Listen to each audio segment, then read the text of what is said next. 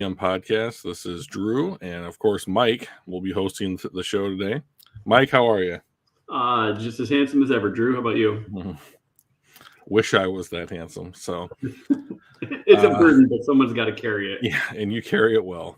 So, well, we're back with our third episode here, and as we've been doing so far, we're going to jump into some news around the league. So we're going to just jump right in.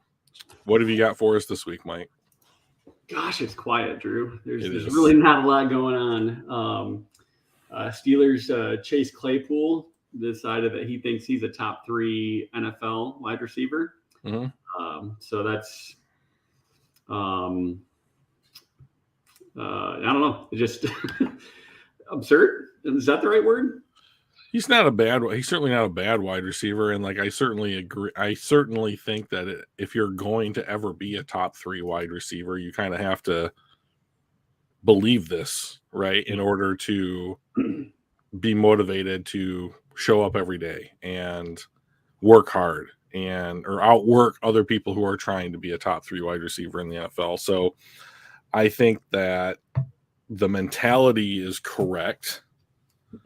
I don't believe that that he has ever played to that level of being a wide receiver. However, he's someone I would probably want on my team if the team could acquire him. So yeah, not there yet. Glad he thinks that way. He's wrong as of right now.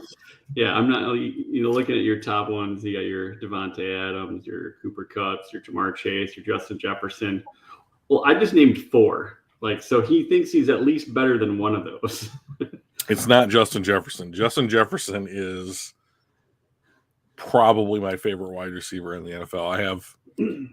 He is what he's done through 2 seasons with Kirk Cousins is nothing short of amazing to me. So, yeah. And I like all the other wide receivers that you just named better than Chase Claypool. So, yeah.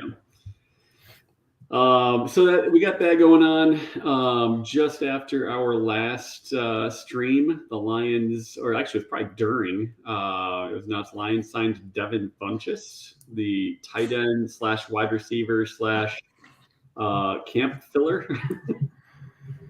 Yeah, that does sound like a more accurate description of his role at this point. So I have a hard time believing that he will be on the 53-man roster. When they signed him and I saw that, I looked him up a little bit. He was in Carolina for several seasons, and then he spent 1 season with, I believe it was the Colts.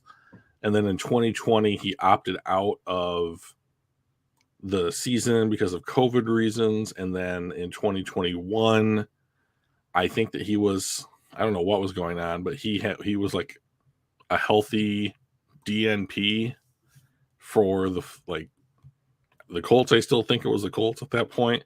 Mm-hmm. And then prior to the Lions this year, he was on the Niners practice squad and they let him go. So the trajectory of his career, the arrow certainly does not seem to be pointing upwards all that well. Yeah. So I have a hard time. First of all, I don't think he's beating out TJ Hawkinson by any stretch of the imagination. They spent a pick on James Mitchell, who probably will end up on the PUP or PUP list for the first part of the season. So that's probably 6 games. And then you still have guys like Brock Wright, I believe his name is, who was here last year.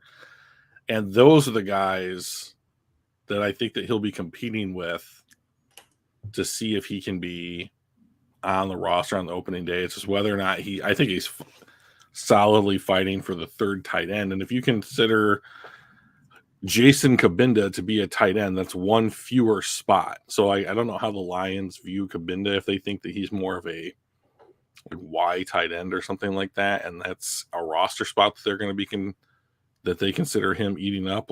He's now fighting to be the 4th tight end on the roster, and I think that that leaves 1 spot, and so I have a heart. I think that I would rather bet against him making the roster than for him making the roster. But like this stuff that you've seen in like Lions media, like he's a weapon. He's not a weapon. He Right. was a big wide receiver at Michigan. They tried to make him into a big wide receiver in Carolina. He's not that. He's just not fast enough to be a wide receiver. And so now you're going to try and take advantage of his size by making sure that he plays against slower people, safeties and linebackers, who have only gotten faster since he came into the league.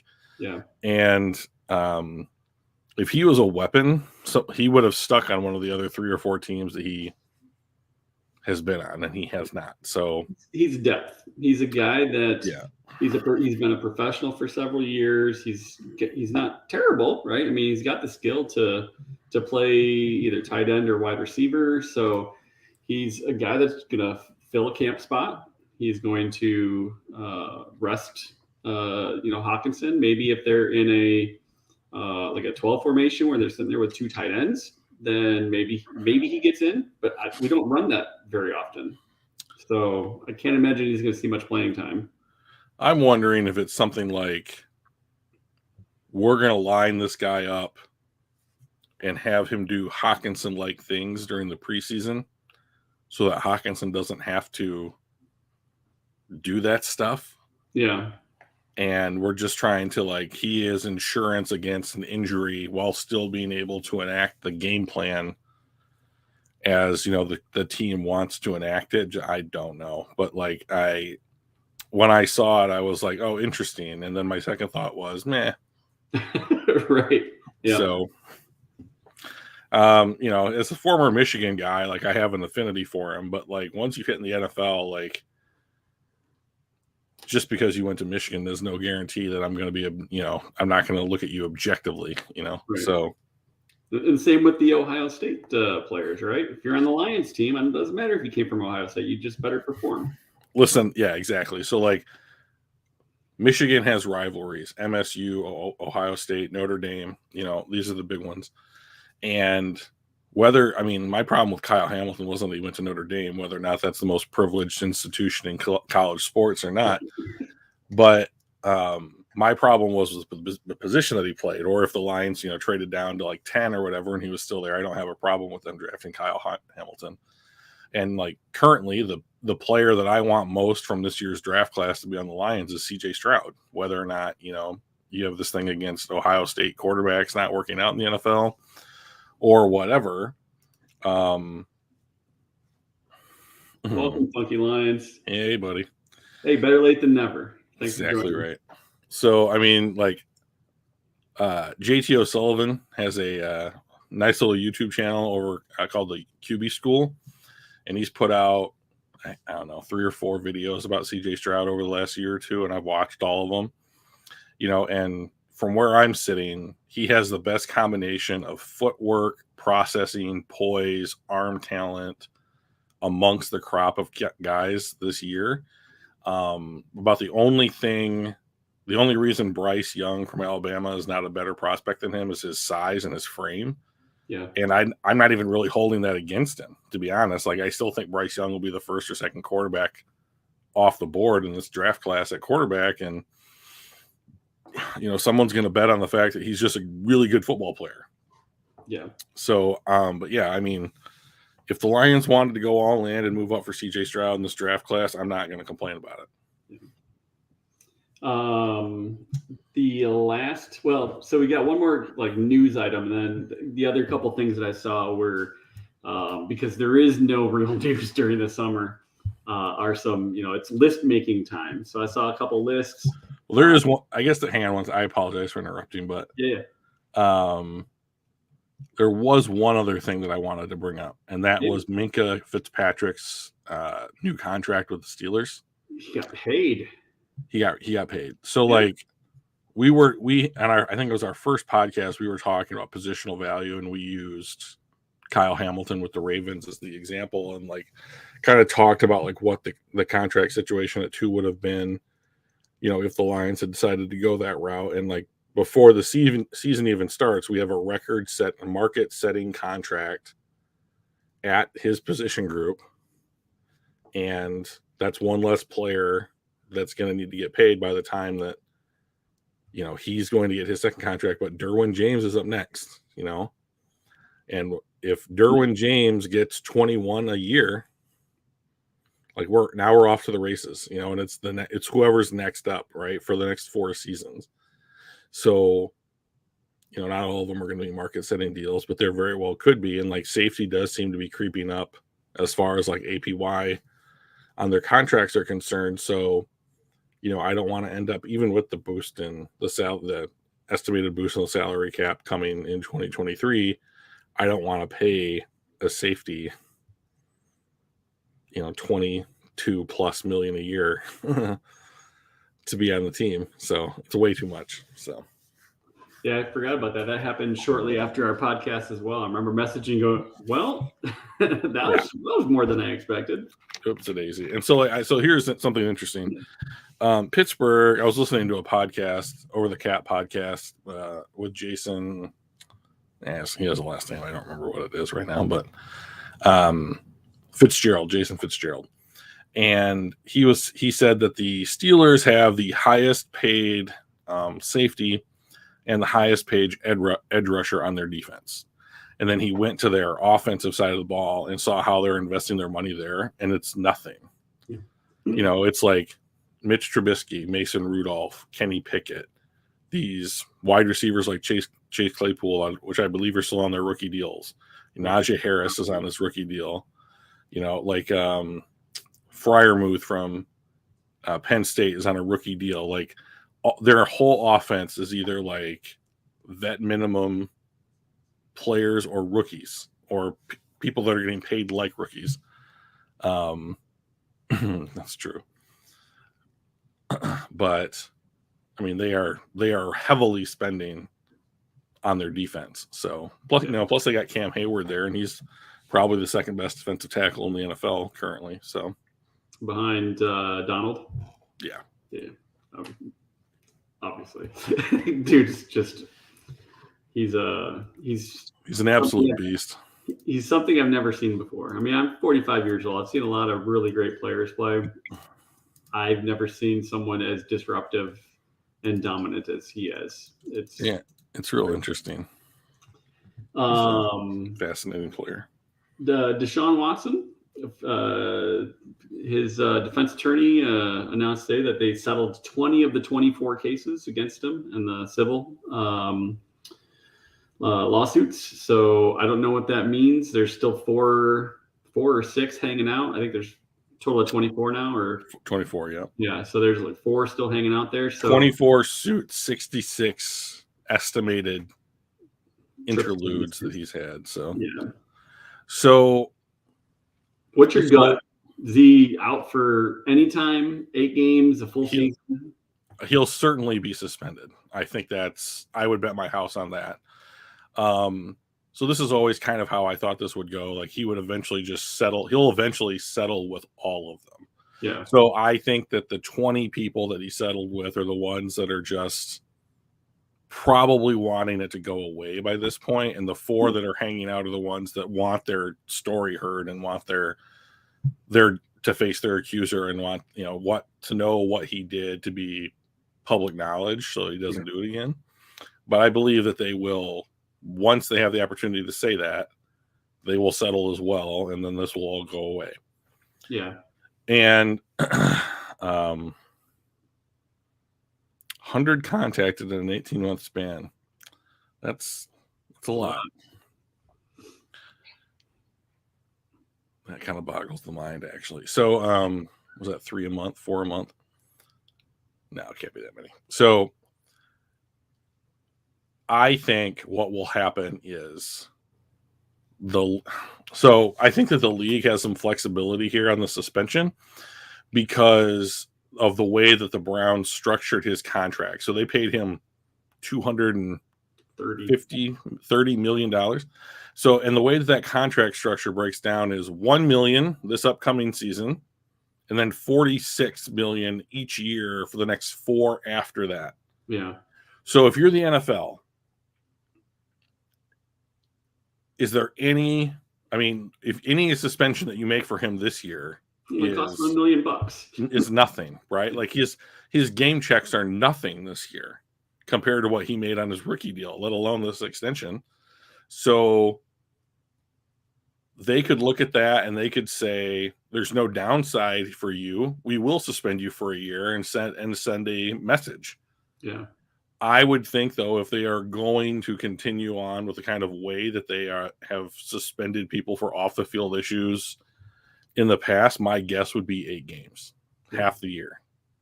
And if you're Baker Mayfield? If you're Baker Mayfield, the only acceptable response to this is that you suit your ass up and you go out and you play for the Browns as long as they will have you be their starting quarterback. And if that means 8 games or this whole next season or no games, like you have to shut your mouth, smile, put on the uniform and go out there and do it. Like the only way you get treated. Right.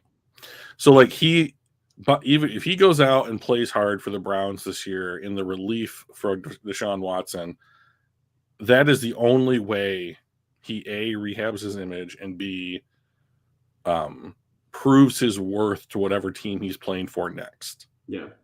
And if I was Baker Mayfield and I wanted money composite to what I think that my worth is, in the NFL, then I will go out and play hard for the Browns, because if I'm the Panthers or the Seahawks or who knows who's quarterback next season, I want them to know that they can rely on me to do a good job. Yeah. Anything less than that is just a decision I don't understand. Yep. Yeah. It might feel good to go, hey, you brought somebody else in, you made your bed, sleep in it. It feels good saying that until no one trades for you and you're out of football. Right. in a year or 2 years or something. So, I mean, there's, from what we've seen lately, like the last 2 or 3 seasons in the NFL, like that quarterback carousel at the end of the season is going to be about a third of the league, if not more. Yeah. And so there's going to be a suitor, like I think the thing that might hinder Baker Mayfield is what happens with Jimmy Garoppolo, because I would rather have Garoppolo at this point than Baker Mayfield. But still, I mean, you're playing for your next team, whoever it is. So just go do it. That's what you hear these players talk about all the time, right? It's all about what you put on film. Mm-hmm. And you can't put things on film if you don't play. And good point. That's what they're evaluating you on. So that's the only way to move forward is to show them what you've done in the past. Right. So yeah, 100%. Before we get to our main topic, I do have a couple lists that I found online that I thought were pretty interesting. So last week we talked a little bit about Hockenson and his value. Mm-hmm. And what we should do when it comes to this next year. We picked up his 5th-year option, and do we keep him? Do we let him go for comp picks? So I did see that there was a top 10 list for tight ends. Yep. Let's zoom in on this puppy. Let's zoom in on this bad boy. There we go. There we go. Ooh, that's holy cow. There we go. Is that better? That's much better. All right. So their top 10 list, they had Travis Kelce at number 1. Now, who is this, by the way? This is CBSSports.com. Okay, not super respectful of their content, but let's see what they've got here. Right on. So they got Travis Kelce at number 1. He's probably consensus. Yep. George Kittle at number 2, also probably consensus. Yep. Mark Andrews at number 3. He had a phenomenal year last year and skyrocketed up everybody's charts. He had over 100 catches and 10 touchdowns. That's crazy. For a tight end, yeah, it's absolutely crazy. Darren Waller at number 4. Mm-hmm. Yeah, seems solid. Kyle Pitts at number 5. This is a little bit... Okay, so now... They're projecting, I think, right? This is where we go from like, this is what you've done in the NFL to like, we're thinking that you're going to do this in the NFL. Like, he had a good season, but like Calvin Ridley was suspended. Julio Jones was traded. Like they drafted him thinking that they had Julio Jones and Calvin Ridley on this team and that he would be third fry to those guys. Right. And it turns out he was the number 1 option. Yeah. but like he is kind of that better idea of what Devin Funchess was like 6 years ago, like this hybrid wide receiver tight end that lines up as a tight end, and like how he's going to give you a matchup. And the guy is sick as far as like what he did at Florida and like his height, weight, speed at the position. Yeah. But he definitely needs to go out there, even though it's Marcus Mariota and everyone's gunning for him, and show that he can produce even when he's the focus of an offense. And so if he can do that, then he belongs at number 5. Yeah.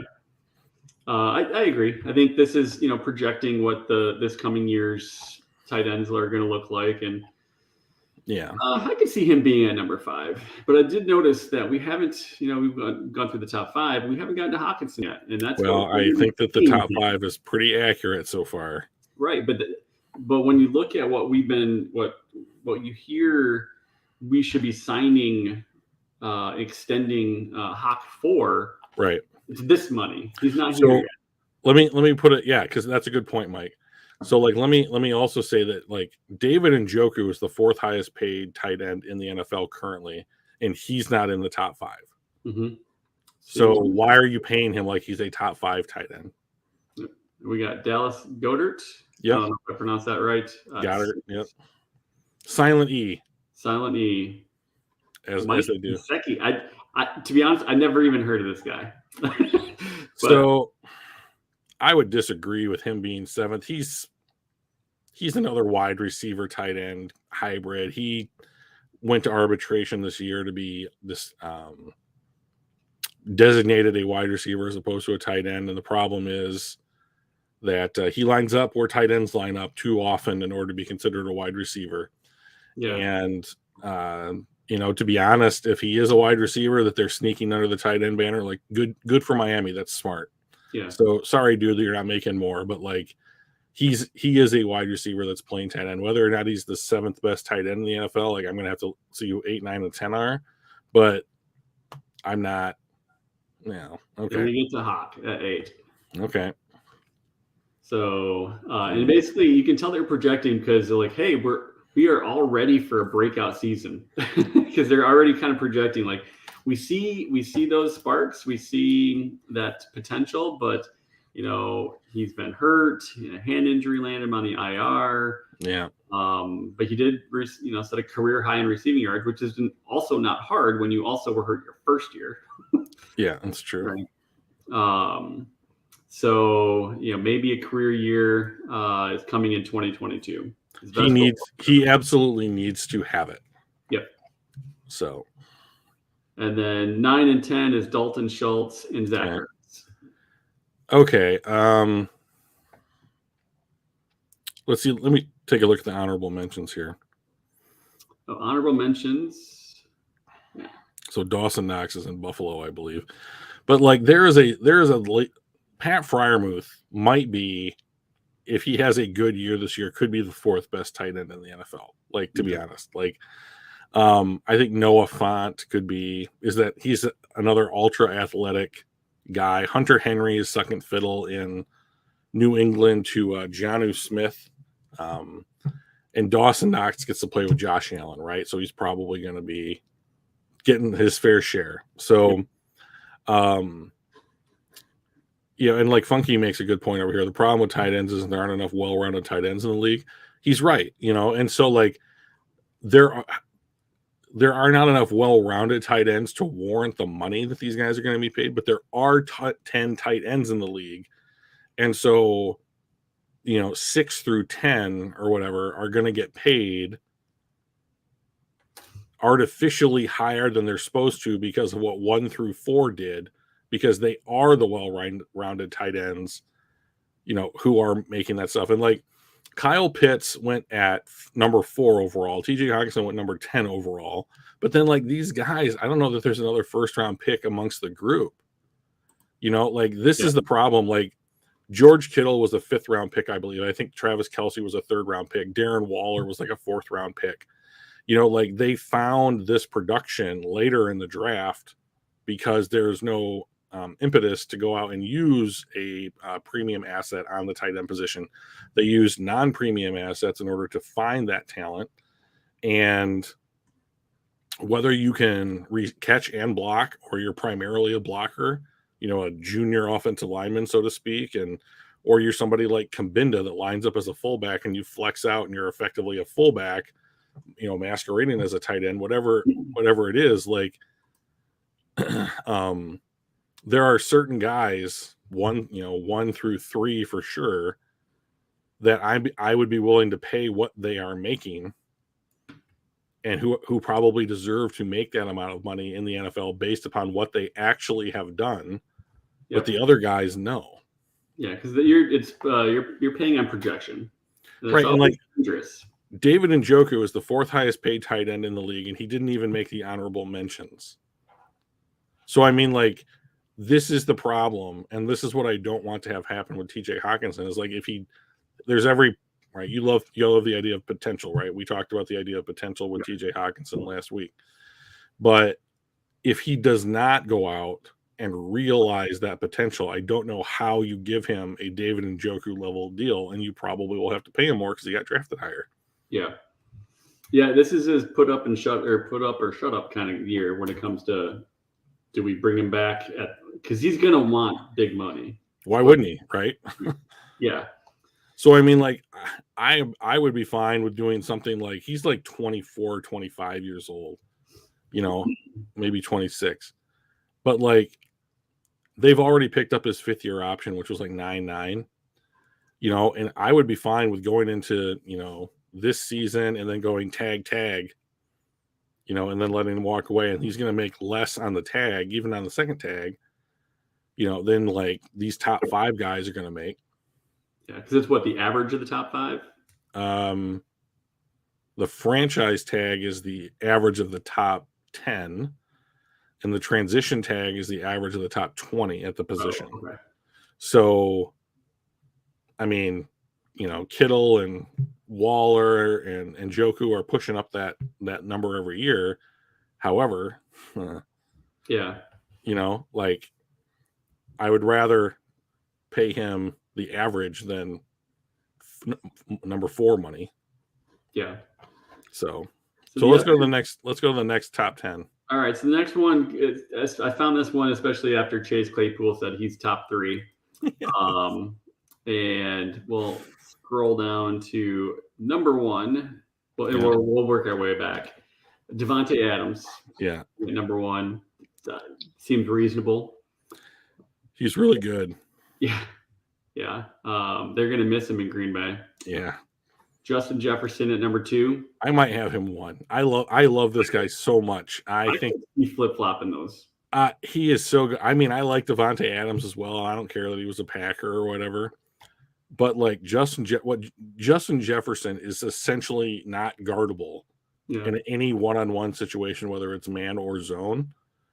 And like, his numbers bear that out. And he has played with Kirk Cousins.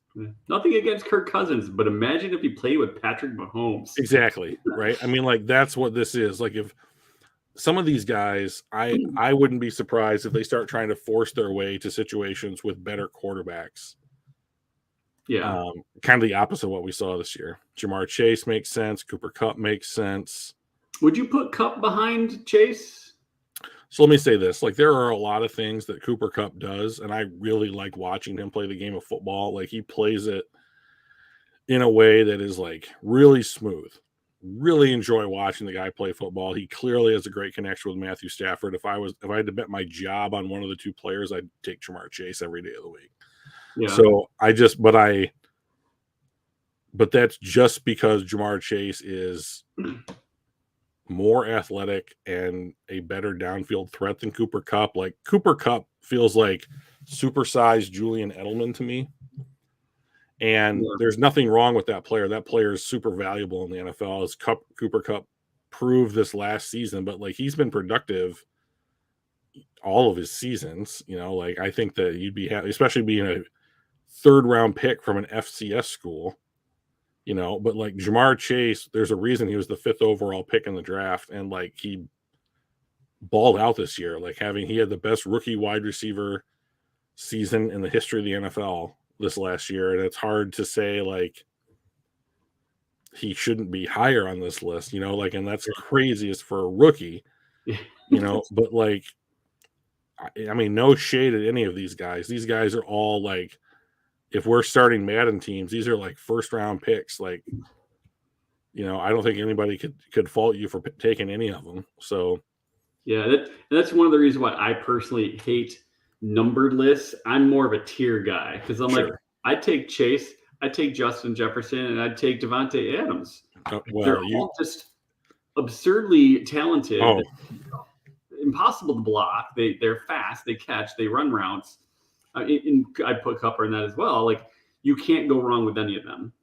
I don't think that there's any one of them that are actually better than the other, especially these top four.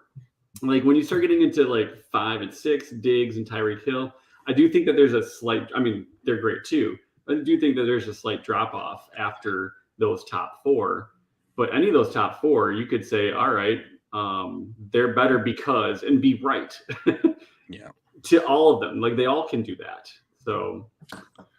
Yeah, I think that with Diggs and Hill, like, they're both excellent route runners. They both have good speed, if not the best speed in the NFL, to be honest. And to be honest, I don't know that I would put them in a different tier than the guys in the top four. Like, these guys are difference makers, like, in the NFL, like in the wide receiver room. I haven't seen a player that I think on this list that I could say is clearly different. Okay, so we got to one. So Debo, yeah. So all Mike Evans has done in his years in the NFL, whether that was with Tom Brady or whoever the Bucs had prior to Tom Brady, is just he's like 1,000-yard machine. Like, he's never failed to top 1,000 yards, and that's ridiculous. And he's been in this it's just 8 seasons, right? That's just ridiculous. I mean, like, Justin Jefferson is on that pace, but like, he's only been in the league 2 years. Yeah. Mike Evans has done it for 8 years. So that's elite. I mean, like, averaging over 14 yards per catch for 5 straight years. Come on. Crazy. I mean, like, that's just great. I mean, these guys are just great. And like, Deebo Samuel is very clearly the most of that, like, hybrid, position. Like, he doesn't want to be a hybrid player anymore, but the fact that he can line up at a running back and you can get the ball in this guy's hands in a number of different ways, and he can just, like, out and out, like, beat you. He's such a gadgety player that, like, I know he doesn't want to do it, and he's taking a lot of hits for it, but I mean, it's so valuable when it comes to, like, matchup football, which is what the NFL is nowadays, that I don't know why. I mean, he's just so good at this. So good this last year because they found 40 different ways to get the ball into his hands and let him run. Right, exactly. And this guy's the same way. And like, we are really talking about 1 year of production from him because he got hurt the year prior. But these last two, I mean, like, the tight end top 10 list was like 4 guys, and then like, oh, okay. But this is just like 10 guys that you would just kill yourself to have on your team. Yeah. Like, you would commit murder to get any of these guys on their team. And like, AJ Brown's fantastic. Keenan Allen has been fantastic. And he's the oldest player on this list, I believe. But like, are you talking about Keenan or AJ? Keenan. Yeah. I was just saying, I think Keenan is older than AJ Brown. So yeah, I think he's like a year or two older than Mike Evans, but like,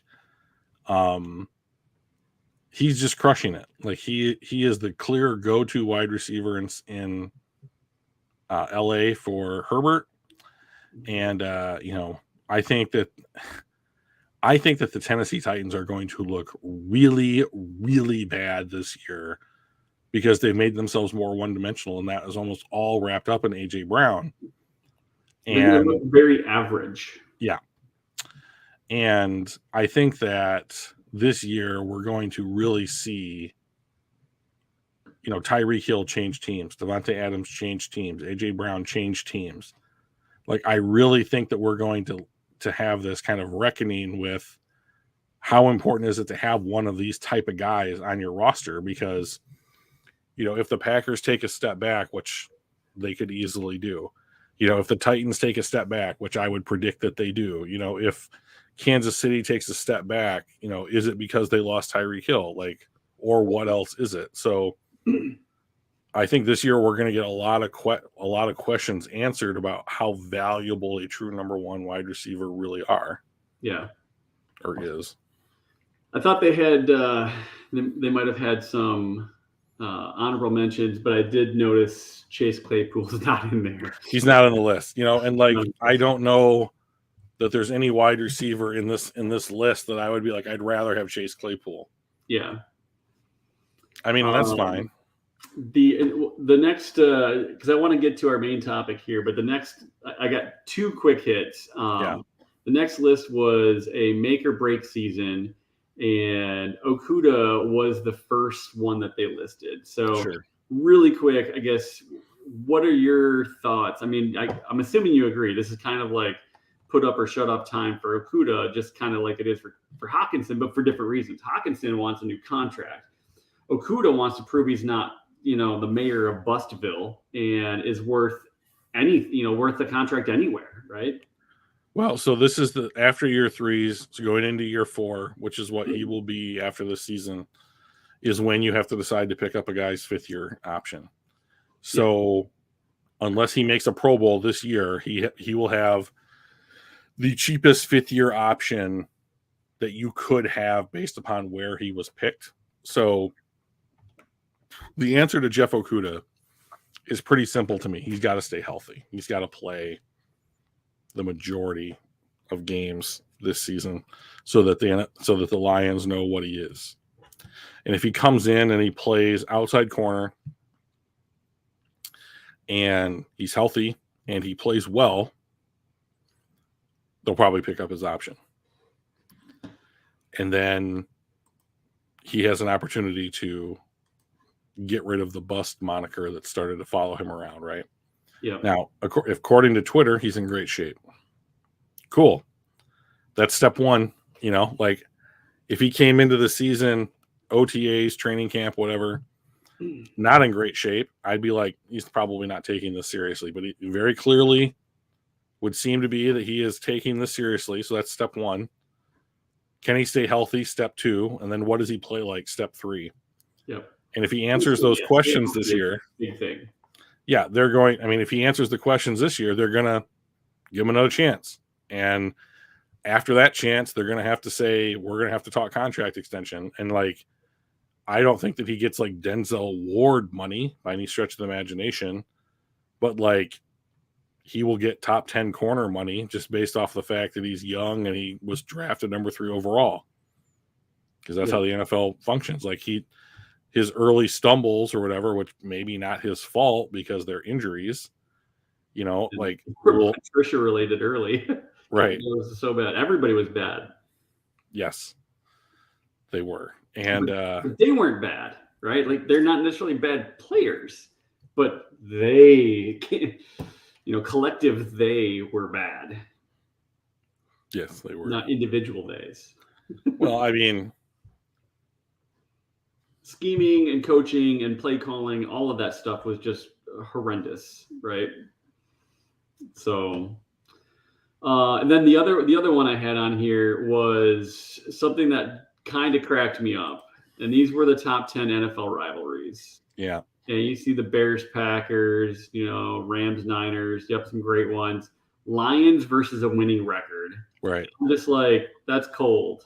It's funny as hell, but that's kind of cold. So this is, I saw this. You sent me this on our Discord, and I thought it was cute. And then I started to think about it because the last one that I saw was, how many, like when was the last time the Lions had a playoff win? Was 1991, which is the, 29 years or whatever, 31 years or whatever it's been. And if you think about it, I think that there's a really excellent case that the Detroit Lions are the worst NFL franchise in the history of the league. I don't think you're going to find too many people to disagree with that. Possibly I could see some Browns fans disagreeing with it. Sure. That's about it.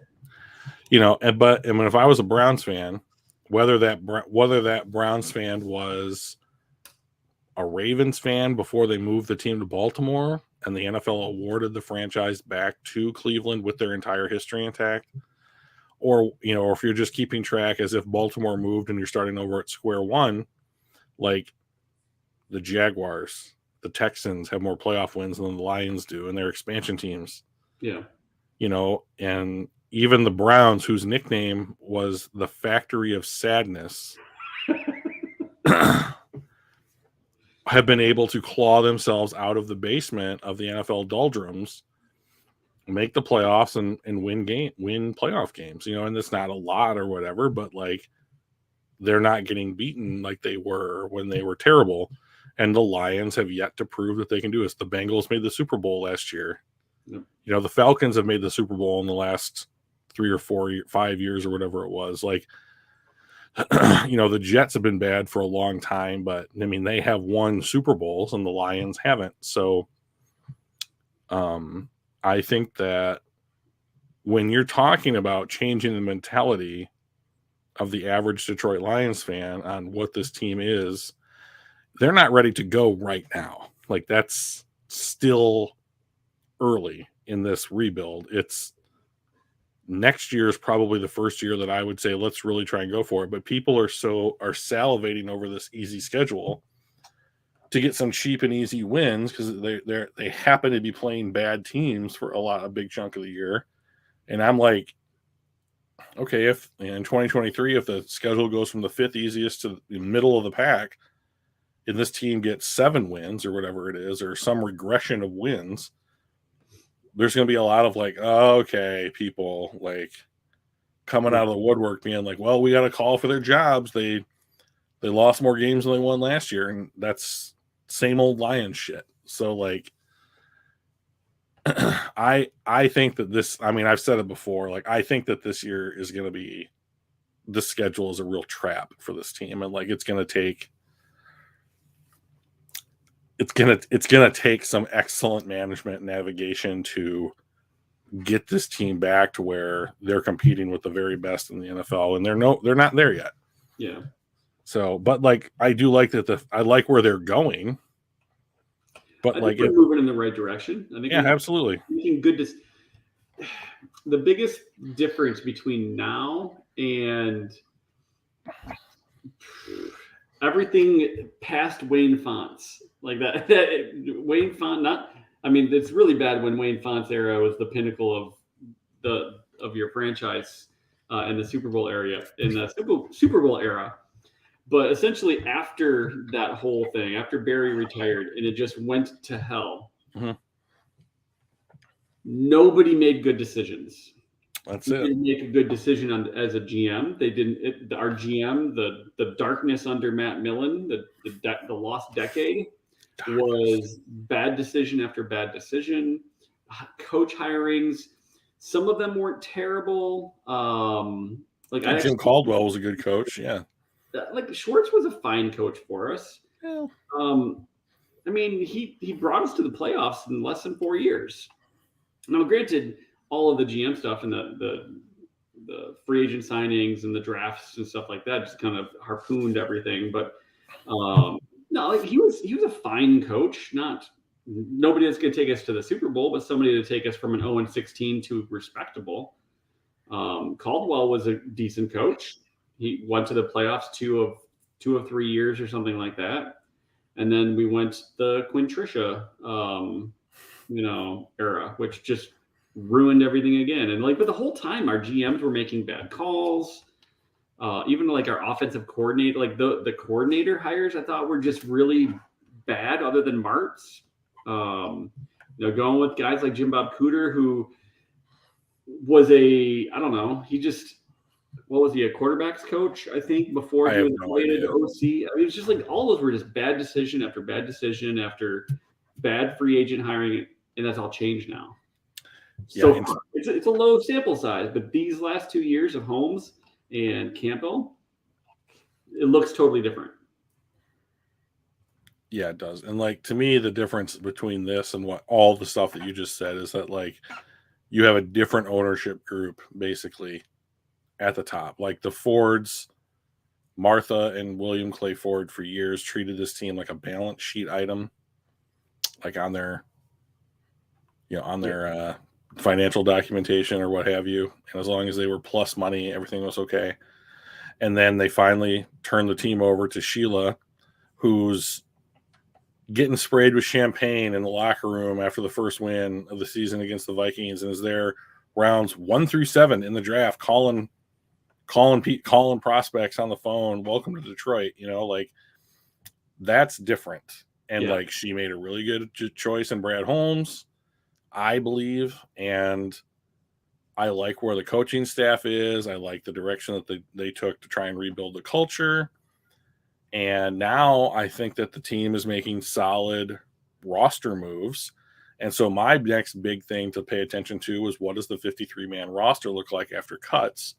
Because I probably could guess 47 of those guys, but like those last 6, I think are going to be pretty important. And, what's next year's draft class look like? So, well, that kind of segues us into our main topic, which is pretty popular because A, there is nothing else to talk about in the summer, and B, the quarterback is the most important position on the field, and we don't know what we've got. We may know. I know. Not know. So I guess that's the topic. Who is Jared Goff? Jared Goff is a 20th best quarterback in the league at his height, as far as I am concerned. So let me share my screen here. So the questions I want you to answer, because you have the data, is what's his ceiling? Can he regain his form from 2018? What might have happened to regress from that to 2018? And then, of course, is he the quarterback of our future? And no. And what would he have to do to make that a yes? Right? He can't. Okay, so like let me answer that last question first. I don't believe there's anything he can do to be the quarterback of this team in perpetuity. So let me tell you why. So can you see my screen okay? Yeah. It's a little small, but I think I can do it. All right, is that better? A little bit better, yeah. That's as big as I can go on my screen without it being like ridiculous. So I just want to point to some things. So there are people in the community, the Detroit Lions community, that are very high on Jared Goff, and they do feel that he can be the quarterback of the future and he's the guy or what have you. So here's why I don't think that he is. So here in 2018, this is his best year. This is PFF and their grading system. So if you don't enjoy PFF, I'm sorry, but you need to get on this train because this is what the NFL standard is going to be for the next decade.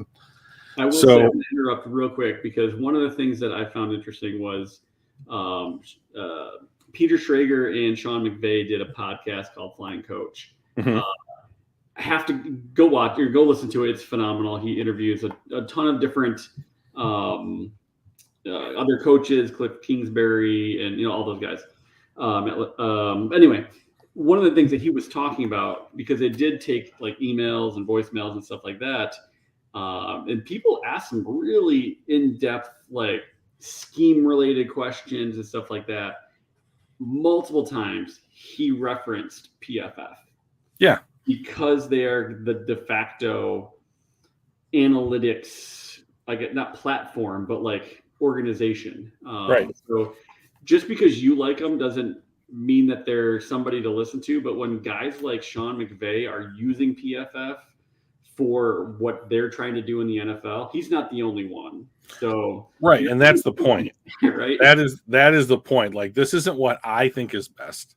Right. I'm trying to say what I think the GMs are thinking. I'm trying to say what I have heard from head coaches, general managers, scouts, coaches, those people, and where those people are getting their information, or at least some of their information, is from this company, And so what I can see is only a tiny portion of what they have access to, but like PFF works with every team in the NFL and the league itself. So, that's when you have ESPN saying like, oh, this, PFF has them ranked wherever. Like I think it's going to be not too long before like the overall PFF grade is going to be there instead of QBR or passer rating. Like you'll still have those stats, but like they will give way to these better stats. And the reason why I think they're better is that these grades are a measure of how well a player played, as opposed to a mathematical formula derived from the statistics that player accumulated. So like how many times do we see Matthew Stafford like throw 8 or 9 straight times for like 75 yards to go set up a field goal that could win or lose the game, right? So like those yards are important, but like the situation that he was in dictates that he do that, right? Playing from behind. Right. But like, was he outside? What kind of pressure did he face? Who was he playing? What were the conditions that he was playing in? Was he injured and playing through it? Like that kind of stuff. Like these grades take that kind of thing into account, whereas something like passer rating or QBR total doesn't, because it's simply a mathematical formula based upon how well, like what stats you accumulated in the game. It doesn't differentiate between how, the how as opposed to the what. Yeah. And so this is why I like PFF grades. So, but let's start with Jared Goff right here. 2018, he has an overall rating of 85.5 for the season, and that's great. Like that is top 10, top 5 range quarterback play at the position. This is the year that the Rams go to the Super Bowl and they play the Patriots. So they lose in the Super Bowl. So the next year in LA, we show a 13-point dip back down to an overall grade of 72. And then in 2020, he has effectively the same grade in the 71. So when I look at this, I'm not trying to look at like, oh, he was really bad his rookie season. Yeah, he was really bad his rookie season. Lots of players are bad in their rookie season. Josh Allen was bad in his rookie season, right? Like this is, you might as well throw this out because it's not representative of who Jared Goff really is. But then his second year, he makes a jump up to 73.7 or whatever. And like, that's good. That's above average. He's better than like the Tim Boyle, David Blau replacement level quarterback in the NFL. That's what this is saying. And as I look at this, what I see is that this is kind of where Jared Goff lives, somewhere between 71 and 73 overall grading. Yep. Which to me, year that he did bump up, they had the number 1 running game, which took a ton of pressure off the quarterback, right? They had the number 1 defense, which takes a ton of pressure off the quarterback because you're getting turnovers, you get short fields, you don't have to, make those fourth quarter comebacks. It's not as tough, right? Oh, it's so you get a lot more time. It's a little bit more forgiving. And when they don't, let me compare that scenario with what Stafford had in Detroit, where we had no run game. We were 31st, 32nd run game for basically his entire career. And when you know that the other team's not going to run, you don't have to stack that box. You just sit back because the only way they can beat you is to throw it. So that's what that's what you have to defend. So when you do have that run game, like having a Gurley at his prime, man, that helps stack the box. It gives you a little bit less pressure. Your receivers tend to get open a little bit more because they're not doubled and tripled all the time. It definitely helps that number there. Right. So like to that point, then like he comes to Detroit, he has his worst year since his rookie season, right? So he's learning the new playbook. He had to move. It's a different city. It's a different philosophy. It's a different playbook. So like if you throw out his rookie season and this first year in Detroit, his average is that of something like the 15th through the 25th best quarterback in the NFL on any given year. Right. But like, let's take a look at some of these other things. So like yards per attempt, 8.4 at his height, 7'4", 7'2", 6'6". that's dropping each year. Why is it dropping? I don't know. So like attempts 561.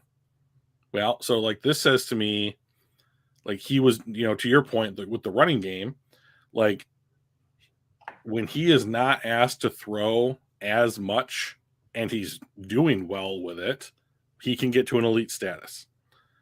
Next year, his overall grade went down, but he had 60 additional pass attempts. It could be like 1 or 2 games worth of passing attempts additional, right? But his overall score went down, so he's throwing more and playing worse. Yeah, and he only completed about 50% of those, looking at the difference between the completions from one year to the other. Yeah.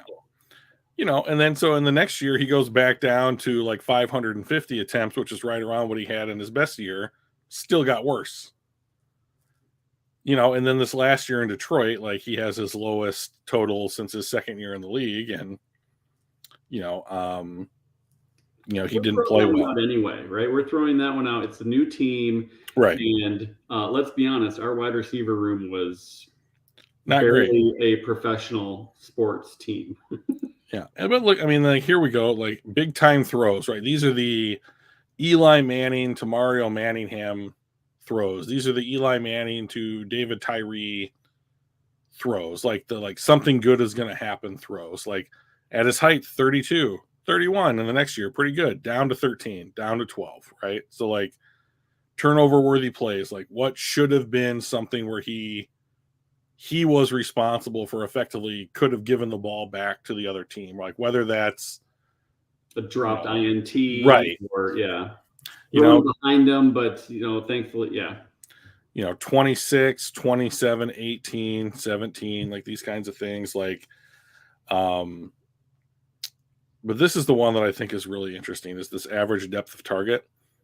At his height, his best was 9.3, and that's up there with the elite level quarterbacks in the NFL. Joe Burrow, I think, was just a little bit higher than this last season when he led the Bengals to the Super Bowl. 6.7. He's throwing closer to the line of scrimmage as his career has progressed, and that's not a good trend. Like when Jared Goff was at his best, he was pushing the ball downfield in these 3 years. And now he's not doing that as much, even when he was in Los Angeles. So why isn't he pushing the ball down the field the same way? So like, is it just because of weapons? And so I'm going to stop sharing my screen at this point, so you and I can look face to face and talk a little bit here. But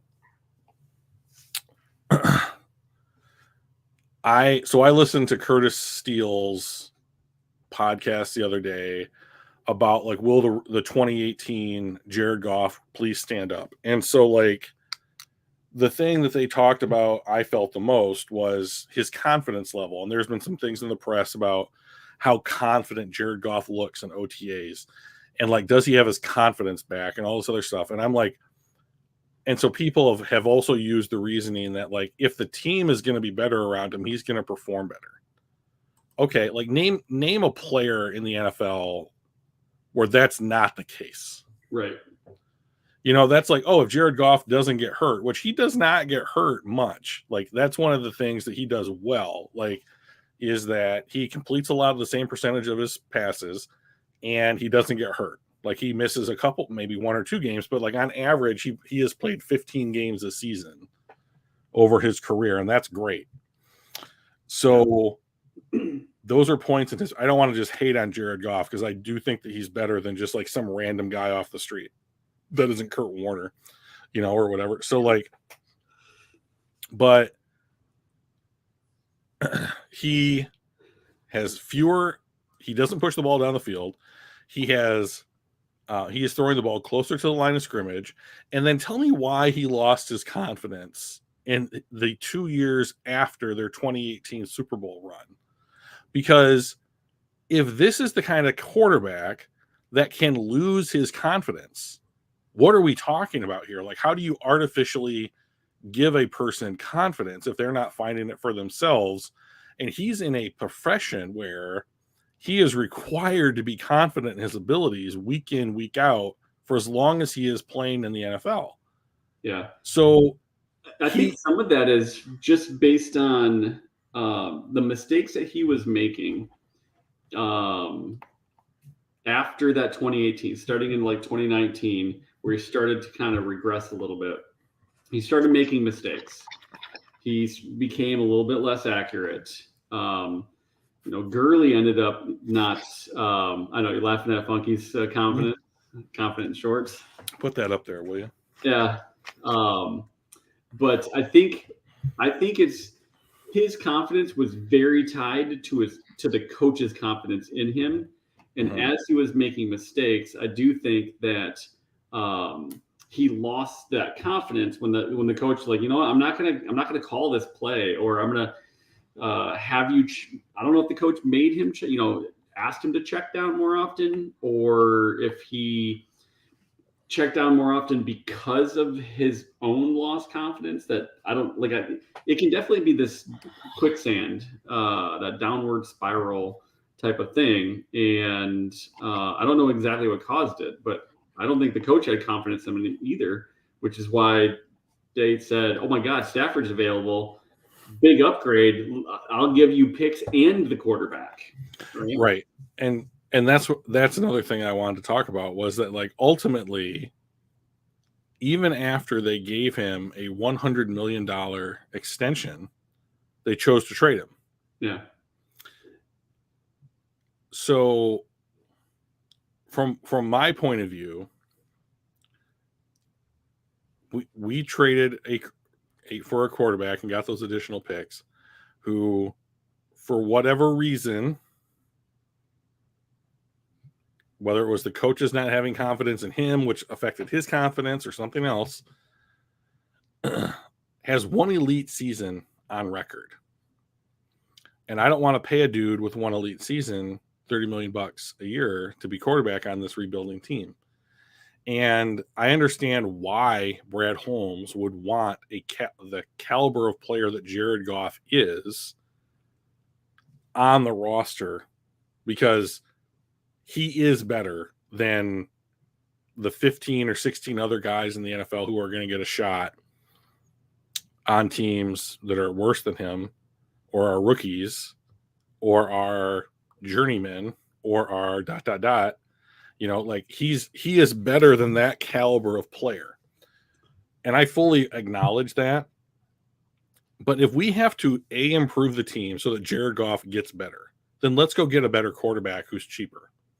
Yep. If we have to figure out how to make this guy confident again, then let's go get some kid who's just got that youthful, ridiculous confidence where he could walk to the moon.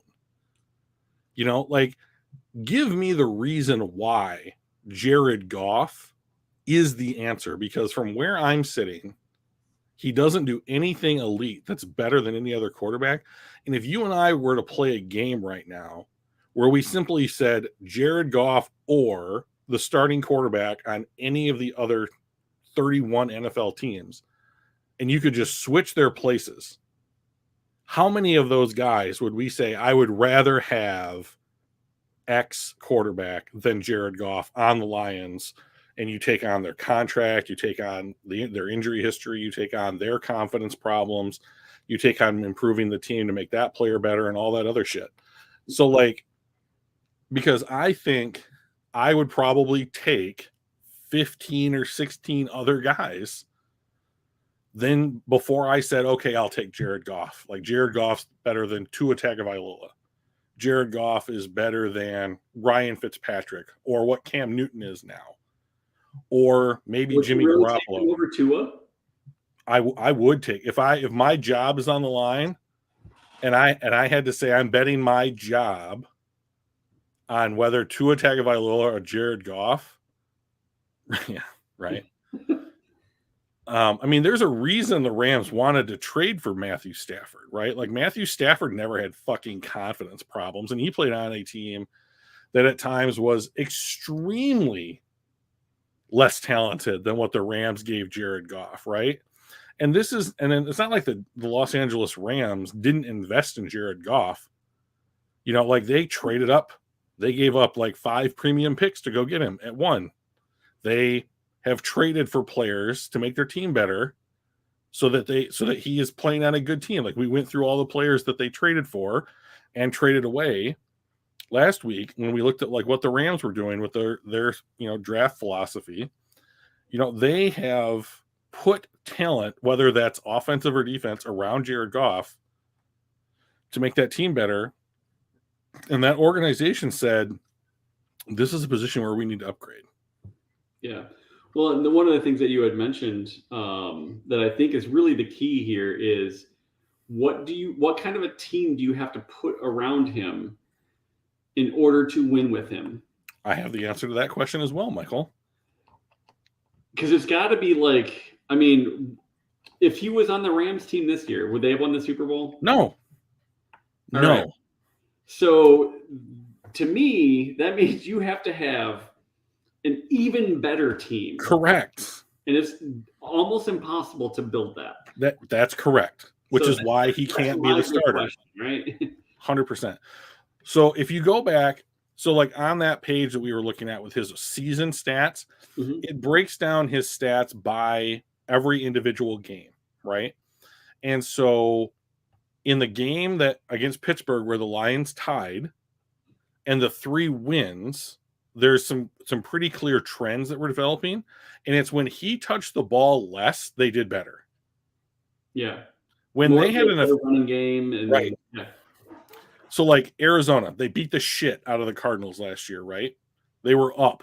They could afford to run the ball, even though passing the ball is quote unquote more efficient and like the better what the NFL is going to, right? Right. They continued to run the ball because Arizona couldn't stop it. So I agree with that approach. But like it wasn't like go ahead, Jared, win us the game. Yeah. So people were saying like he played so much better over the last 7 weeks of the season. Not really. I mean, like when it comes to things like his decision making, the penalties that he was responsible for, like the turnover worthy plays that he was throwing, he played pretty much the same at his best, quote unquote, throughout the season. And then he had some real terrible performances at several different junctures of the season. So he's not the kind of guy. So when we were talking about the schedule, and I was like, to me, the game that I'm going to be looking for this year is Thanksgiving when they play the Bills, because the Bills are the best team they're going to play this year, and I want to see how they play them, because I think that's going to be a litmus test for who this team is, and it'll be halfway through the season, and we'll have injuries. How are you going to respond? And you're going up against one of the better teams in the NFL, a Super Bowl favorite, right? Yeah. And you're like, that's not fair. They're like, Buffalo's too good. That's not an effective judgment of what they're talking about. But like, I think it is. And this is one of those reasons, because when you are going up against a quarterback the caliber of Josh Allen with Jared Goff, and if Josh Allen comes into Detroit on Thanksgiving with a better team and just balls out and is clearly the reason for his team's success, and Jared Goff sitting there like chugging along on your left, trying to get the Lions to stay in the game, that's the point, is that Jared Goff cannot stand toe-to-toe with a Josh Allen. Like the best game in the NFL last season was Bills Chiefs in like the divisional round of the playoffs, and it came down to like who had the ball in the last 12 seconds. Yeah. Like Jared Goff can't do that. Jared Goff can't win that football game. And that's the point. Yeah, there's about 6 guys that could do that. And we saw 2 of them, right? Funky's really laying out some good points here. He's like, hey, it's not like Jared Goff just threw it away on 4th down or anything. That was up there with Orlovsky running out of the back of the end zone for me. Like, I was like, I just didn't get it. Like, it just doesn't make any sense. Like, so I'm a little worried about their timeline, because I've consistently said, like, I think that 2023 is the year they should push to make the playoffs. But, like, I really think they need to get a quarterback. They need to get a quarterback. And I mean, like, I think that has to come from the draft. I mean, like, Arizona's not going to let Kyler Murray get away. Like Lamar Jackson's not going to get out of Baltimore and like at his prime. That never happens. Baker Mayfield. No, he's not a guy. I mean, and I've mentioned this before, and I think you did too, that you essentially need to have a top 12 quarterback in the league in order to win. Top 8. Yeah, probably. But I think you get those 9 through 12s that, I mean, if you put the right pieces around them, you can get them there. But yeah, I mean, for the most part, top 8. Yeah. Shut up, Justin. But I think that Goff is not there, and there's only a few people that would have been able to make that. That's a bold take there. So I disagree. I disagree with that statement. Like, I think that if Jared Goff on the Lions played Baker Mayfield on the Browns win 6 out of 10. You know, and like I think that if you switch, if I swap them, I think that it's the Lions winning 6 out of 10. Yeah. But like, so I posed an idea, I'll call it, on a Discord channel or a Facebook group or something where I was like, if the Cleveland Browns just want to get out of Baker Mayfield and you called them up and said, hey, we'll give you a 3 and a 5 for Baker, you should do that, because neither of your backup quarterbacks are capable of winning a football game. They just are not. They're just not. They are worse than replacement level players. I mean, like Tony Dungy once said, you don't practice fucked. And if Jared Goff goes down, that's the entire season for the Detroit Lions, because there's no other effective quarterback on this team. Yep. So, and I don't know that you necessarily for that to matter. What? We're not close enough for that to matter. Correct. Let us be mad. That just helps us in the long run. Right. What do you mean his contract is not good? Whose? Jared Goff's? I totally agree. If you mean Baker Mayfield's, he's not on a second contract yet. So, like, if you trade for Baker Mayfield, you have his rights. And so then if he leaves as an unrestricted free agent, you're probably getting back a 3rd round pick, because someone's going to, some terrible team is going to sign that guy to a $35 million a year contract. You know, and like the Lions traded for Jared Goff on an extension. So, I mean, like, they clearly don't mind paying a dude $30+ million to be an average ass quarterback on this team. So tell me what the difference, how is Baker Mayfield to drop off from Jared Goff at that point? Like, the only thing if Jared Goff plays well, then you can trade Jared Goff and get all those picks back that you gave up for Baker Mayfield. And then you might be able to sign Baker for, like, quote unquote relatively cheap in like the low 30s, is like to what Jared Goff's making. You know, and he's 3 years younger. You can have them both. But it's only going to be in this upcoming season. Yeah. Because Baker Mayfield is going to get paid. Now you could do some weird shit, like put the transition tag on Baker Mayfield and recoup a draft pick that way. Someone would probably do that, but this would require a level of creativity from the Lions front office that we just don't see in the NFL currently. Yeah. You know, but like, also, like, what is wrong with having a little actual competition? Because Tim Blau is not pushing Jared Goff for the job. You know, so like, if Jared Goff is the kind of, huh? I mean, do you think that's going to matter though? Like, I don't think it matters. Some people think that it matters. So yeah, I'm using that argument against them right now. That's my point. I just don't think if we traded for Baker Mayfield, and I don't think Jared Goff is just going to end up being, you know, a touchdown a game better than he was before, or even a field goal per game better than he was before, just because Baker's. I don't buy that competition. If you said to me right now that if you traded a 3rd and a 5th round pick to the Browns for Baker Mayfield and Jared Goff would produce 3 more points a game, I would do it in a second. I would do it in an absolute second. Because then what you're doing is you're taking however many points the Lions would have otherwise scored, you're adding 3 points to it. That's a whole other possession a game that you scored points, even if it is a field goal. I would do it in a heartbeat. I think that would take the Lions from like the 21st scoring offense in the league to like the 9th scoring offense in the league. Oh, that's where. So I did a little bit of research on the game. Did you set me up, you son of a bitch? What's that? Did you just set me up? No, you went in a totally different way than I expected. Oh, okay.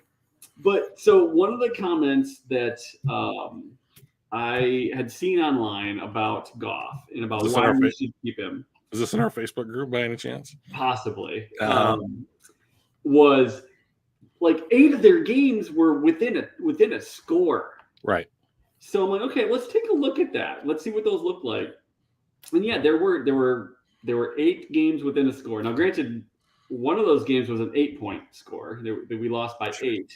So technically, it's within a score. Okay. But when we look at all our actual losses, mm-hmm. we lost by 8 against San Francisco in week 1. Mm-hmm. Technically within a score. Right. Week 2, we lose by 18. Mm-hmm. Week 3, we lost by 2. That 3 points could have been a win, right? Could have been a win. We lose by 10 against Chicago. We lose by 2 again against Minnesota. Okay. Could have been a win. Right? Could have been a win. And then we lose by 23 and 9. And against Eagles, it was 30. Yeah, 38. Yeah. Yeah. The Pittsburgh wouldn't have been a tie. Wouldn't have been a tie. The Browns would have been a tie, though, because we lost by 3. Okay. But like we had so many absolutely blown out games. Our average loss for the year, even though we had half of them within a score, was I think 14.2 points was our average loss. Mm-hmm. 3 points just isn't. I mean, I wouldn't spend a 3 and a 5 to gain 3 points. I would absolutely. When our average loss is 14.2 points. Yeah, but it's not the same team playing the same teams this year. Like what you just said, if you add 3 points to that team, like it gets 2 to 4 additional wins. Fuck yeah, I'd do it. I would absolutely do it. I don't think I would, only because I just don't think you gain enough wins with that versus what you could get with the assets and getting that 3rd and 5th. Yeah, maybe the 3rd round pick is a legit dude or whatever, right? And you get him on a rookie deal. That's fine. But I'm not saying that the Lions should actually go out there and trade for Baker Mayfield. What I'm saying is that like he presents an upside that they currently don't have on the team, right? And like they probably can't get him that cheap, or whatever for like what they paid for Sam, what the Panthers paid for Sam Darnold. But like, yeah, Baker's almost $20 million a year, but like that doesn't mean like the Rams did not absorb every dollar of Matthew Stafford's contract in the trade.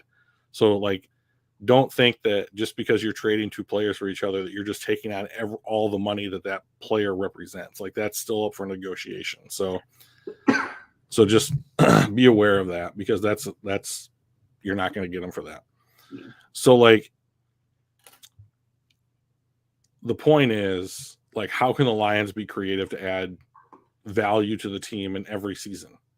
You're right. Like I love the draft, and I would rather they have the 3rd and the 5th, especially based upon how they've been drafting lately. But 3 points would be the difference between this team having 3 wins and potentially 7 wins. And do they lose those other games? Yep. I mean, like I don't think there's any value in losing by 35 points as opposed to 38 points, or by 11 as opposed to 14 or whatever the hell else it is. Like those are just losses. But like when you can turn a loss or a tie into a win and then a loss into a tie, like that's something that you should consider. And so, because if you do it this year and you get there, what can you do next year that would do something similar and keep adding to it? And so my point is that Detroit is not done building this team, and they will probably need to be creative in order to find ways to make this team reach what it is capable of becoming. And like you had better do that quicker rather than later, because you have Jamison Williams and Aiden Hutchinson on first-year deals. You have Aleem McNeil, Onwuzurike, Penei Sewell, Amon-Ra St. Brown, who you're paying nothing. Right. on rookie deals, and all of these timelines are going to come due, around 2025, and you are going to be absolutely cash strapped at that point if you are going to retain these players, which is why when I say don't sign DeAndre Swift to another deal, don't sign TJ Hawkinson to another deal, like let go of Taylor Decker or trade him a year out from the end of his deal. Like that's the time to do all that stuff, because you're going to have to pay whoever's the next quarterback of the Detroit Lions then, and you're going to have to pay Jeff Okudah, and you're going to have to pay Hutch and Jameson and whoever they take next year, or whatever. And that's why getting another quarterback on this roster is so important, is because when you can drop that $31 million a year you're paying Jared Goff down to like 9.5 or something like that, that's one or two of those guys that you don't have to worry about now, for a season or two.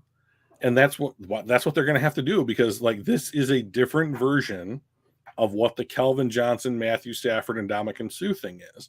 Yeah. Like the problem that the Lions are experiencing now is they are drafting too well at too high of a hit rate, because some of these guys more than normal are going to have to become cornerstones of what you're going to be doing. Otherwise, the rebuild, quote unquote, as it stands, is going to take longer than 1 or 2 seasons, which is just an absolutely ridiculous set of expectations in the first place. So I'm thinking it's more like 3 or 4 years before this team is ready to actually start like competing for playoff berths and winning the division. Like it's going to take Kirk Cousins and Aaron Rodgers to leave the division for the Detroit Lions to be able to ascend, because they can't beat those quarterbacks.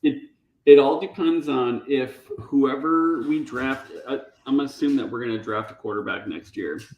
And if that quarterback ends up like Joe Burrow, I think you could have a 2-season, right. window, right? There's not a lot of Joe Burrows out there where you just correct within 2 seasons is a top 8 quarterback. And again, I don't like ranking in a number. He's one of the top tier quarterbacks. Right. The guy that can take you to and win a Super Bowl. They're hard to find. So, I mean, they are hard to find. Maybe we could, because we do have a lot of the other foundational pieces that we've never had before. Right. So I was listening to one of the dozen or so podcasts I listened to about football, and they were starting to like project what they think Justin Herbert's next contract is going to be. Guess what they thought he would make per year on average on his next deal? 54. That's right. $55 million. Oh, I thought I was exactly on. All right. I mean, like, if you're within $1 million, Mike, I'm giving it to you. So, like, they think that Justin Herbert, after the TV bump and the salary cap in 2023, he's going to sign his next contract extension in 2024. The Detroit Lions are going to pay him that A6. They're doing it right now. So, like, we're talking about like, what does a franchise level quarterback, top 5, top 8 quarterback look like in the NFL? Well, in a couple of years, it's going to look like 20 million more, 25 million more a year than it's double what Jared Goff is worth now. That's what it's going to be. I mean, remember when Stafford signed his contract? Yeah. And it was, 37 million or whatever was the average or whatever. And they're like, that's absurd. He's not worth it. And they're like, by the end of this contract, I bet it's going to be looking pretty. And it was like, he was what, the 13th highest paid going into this last year or something? Not anymore. Now he's getting 40 a year. Now he's getting 40, but good for him. Yeah. But like, that's the point. Like the Rams thought at whatever time they signed Jared Goff that he was going to be worth $31 million a year. Yep. And that's why they said, we're going to give you $100 million extension. And then 2 years later, they were like, whoops. Yeah. We don't think you're worth that. And they traded him. I do want to give Goff a shout out, Congratulations on your engagement. Yeah, his girlfriend is an absolute 10. So like that is If he's not winning on the field, he's winning at home. well, he already won on the field. He's getting paid tens of millions of dollars, but like yeah, like tip of the hat, sir. Yeah. I mean, Congratulations on your engagement. yeah, that's fantastic news, man. But like he's not worth $30 million in the same way that TJ Hawkinson is not worth $16 million a year, or that DeAndre Swift is going to be worth $10 million a year. Like that's the problem, is that like if you are so concerned about losing a player at these positions that you're willing to pay a player above what they are worth at their position group, you're doing it wrong. You're doing it wrong. And so like you have to be willing to let these players walk away, and you have to be able to replace these players with at least players that can produce at what the levels that they were doing for what they were getting for them, in the draft. You have to be able to find that production in the draft. And if you can't do that, you're going to pay more than you're worth, and then the team is slowly going to lose talent at the edges, and it'll be just a different version of what you saw over the last, the entire time the NFL has had the Detroit Lions in it. So like, if you want to do things differently and you don't want to be the same old Lions, then you have to be willing to let some of these guys go, even if the fan base thinks that like they have a lot of potential and never realized it.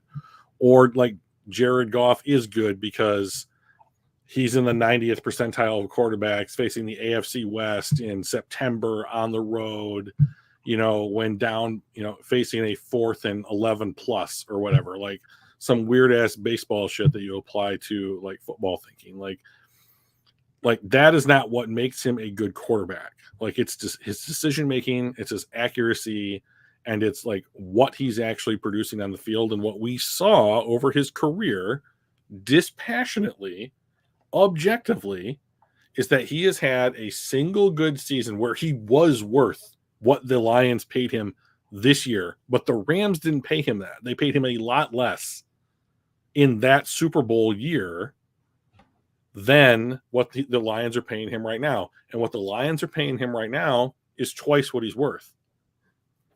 So, I mean, like, yeah, should he be the quarterback of the future? There's nothing that you can say to me that is going to prove to me that he is going to be able to produce at a level that is greater than a rookie quarterback that you hit on, whether he's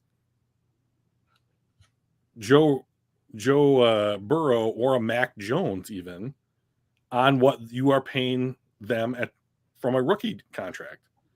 So what you're saying is the only way he can be our quarterback of the future, the guy that we're going to be banking on, is he next year needs to end up putting up 2018 numbers.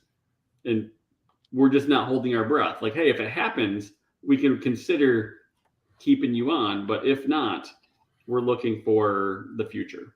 If he has, okay, so let's say that happens, right? Let's say he has a huge step forward, like he learns the playbook and it's a year in the system and he's confident again, right? And all these things that are non-quantifiable, right? Sends them thank you notes, or whatever, and like they hang out and like they go to barbecues together or whatever, some shit, and whatever. Like if you're saying then that Jared Goff plays up to like somewhere approaching his 2018 status, right? How do you not trade him then? Because he will be a quarterback that's like, I've got 2 years of elite production on my record, and I am still 2 years out on an extension, that because he's not like the 10th highest paid QB in the league, right? Like he went into the season as like the 6th highest paid QB in the league. And so now it's much more, it's aligning closer to where he's at, what he's actually worth, right? He's not there yet, but it's closer.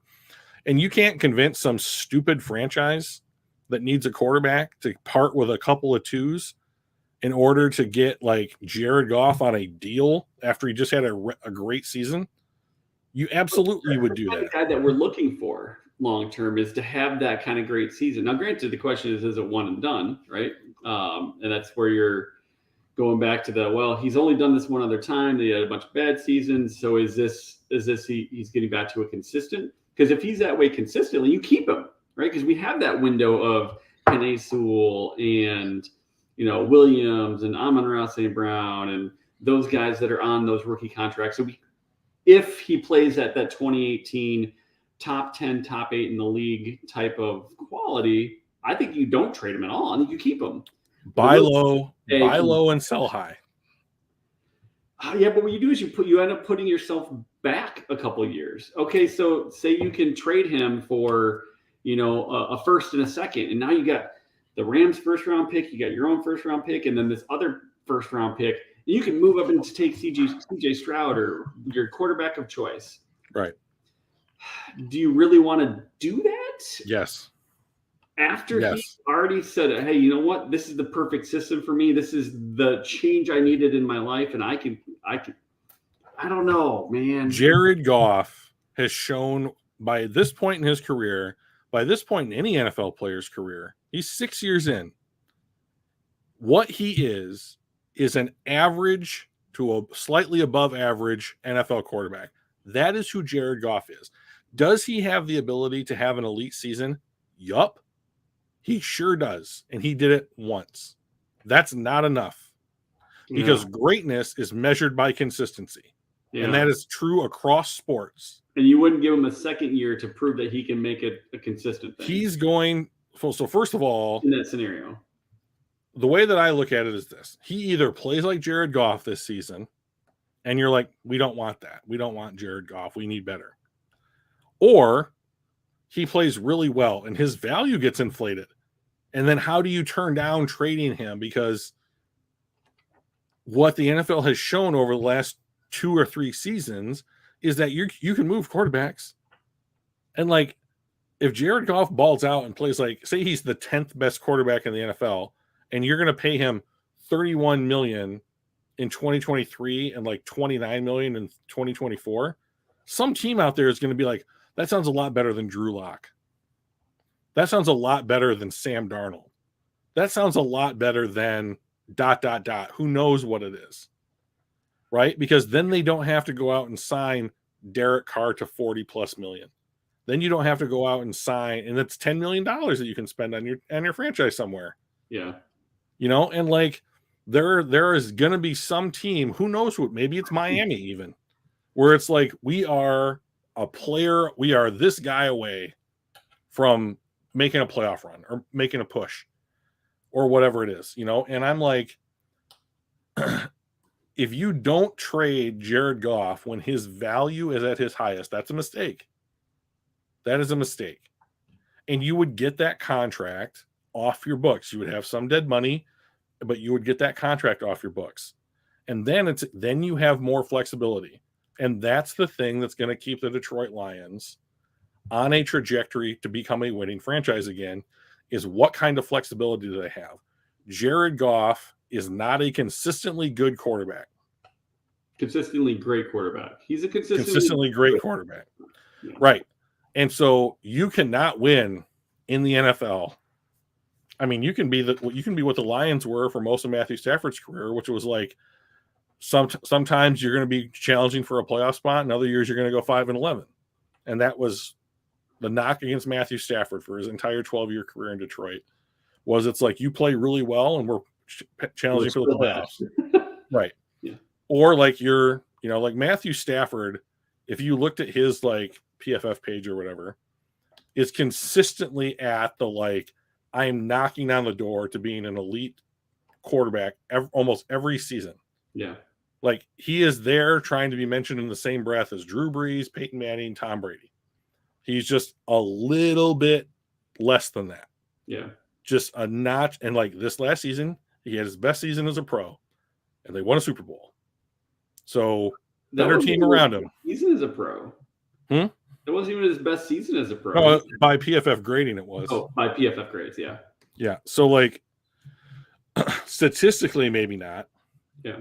But like, what Jared Goff has demonstrated thus far in his career is that he's a poor man's Matthew Stafford. Yeah. So like, I would have loved to have seen, I guess now, like we wouldn't have had the same team if Matthew Stafford was still on it. But like, I would love to see what Matthew Stafford. Right. Maybe. Yeah. Oh, 100% more. I mean, yeah. Okay, sure. But like with all the players this team has, if Matthew Stafford just came back and was on the team and played with this roster, I would like to see what that looks like. And Madden would let you probably do that or whatever, but like, I don't care about what Jared Goff does, because like if Jared Goff balls out, is it because he's confident again? Or is it because he has the fifth easy schedule and gets to play the Bears twice and the Panthers and the Seahawks and all these other bottom dwelling NFL franchises? Like, that's the problem that I think that the Lions are going to have to figure out after this season, is like, when you go out and you beat some of these bad teams that you're quote unquote now better than, like, is it because Jared Goff is good and has attained a level of play that like is going to carry you forward? Like, is what we're going to get this year fool's gold? Yeah. You're going to have to determine that. Or like, if you go out and crush the bad teams like you're supposed to if you're good, and you play the good teams tough and those go 50-50 or whatever, and they end up with 9 wins, I would tend to think that's not fool's gold. Right. But if like you're out there just beating the shit out of everybody and you're 17-0, I'm like, that's probably not reflective of what this roster really is.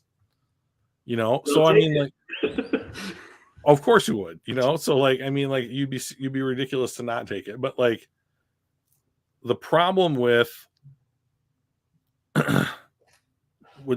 Jared Goff is that like he's simply not a talented enough quarterback to go up against most other quote unquote elite quarterbacks in the NFL. And like, if you don't have a gunslinger or like a dude that's gonna be able to do that, like, you'll probably lose to those teams.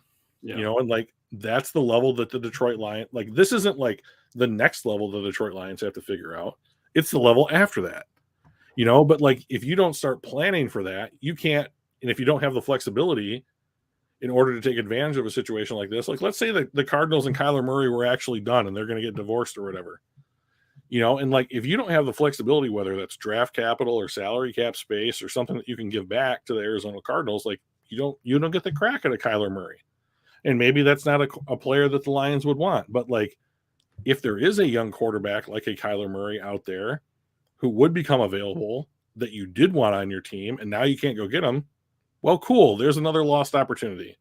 Would you trade the one that the Rams gave us in Goff for Kyler Murray? 100% yes. Yeah. 100% yes. And then I would pay that dude $40-something million a year. Even and put him on a top 10 quarterback? I think that, yes. So like, I think that Kyler Murray is closer to that stratosphere of the top 8 than Jared Goff is. Yeah. And like, if you're telling me that I could get that dude heading into his prime, even if he is a midget, like, I would say, like, I have right now, what I would say is that puts your window 1 year ahead of schedule. Yeah. So like, I would say if draft him. Right. Like, so basically, if like, let's say like in the preseason, the Cardinals are like, fuck you, Kyler. And he's like, well, fuck you back. No more Instagram posts. And like, they call up the Lions and they're like, hey, dude, give us the Rams number 1 or even your number 1 and like Jared Goff, and we'll give you Kyler Murray. I would do that. And I would say, Kyler, we're willing to pay you $43 million a year. And we're going to give you, what is that? 192 million over 4 years. And we'll give you 150 guaranteed, and let's lock this up and let's try and go make a playoff run. Like, I would do that, because I think that you still have a first round pick.